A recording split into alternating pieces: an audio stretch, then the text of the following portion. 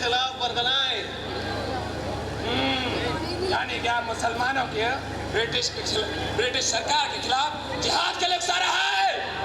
आप जानते भी हैं जिहाद का मतलब क्या होता है?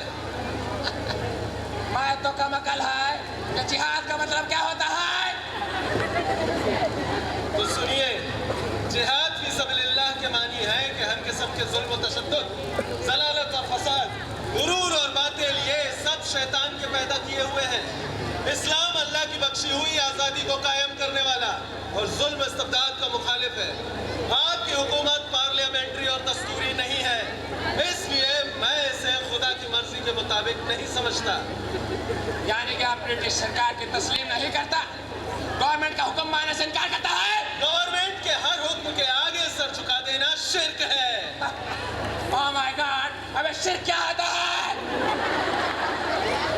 किसी को खुदा के साथ शामिल करना इस्लाम में यह सबसे बड़ा गुनाह है। मौलाना साहब, ब्रिटिश सरकार को मिटाना इतना आसान नहीं है। हिंदू और मुसलमानों का हाशिया हम अंग्रेजों के सामने वो लावा कहा है। बदतमीज इंसान, इस मुल्क के मालिकों को गुलाम कहता है। एक बात याद रखना ऑफिसर, कि जिस दिन इस मुल्क के हिंदू और मुसलमान हुकूमत वक्त की मक्कारियों को पहचान लेंगे, उस दिन तुम्हारी सरकार का ये अजीम शान किला ताश के पत्तों की तरह बिखर जाएगा।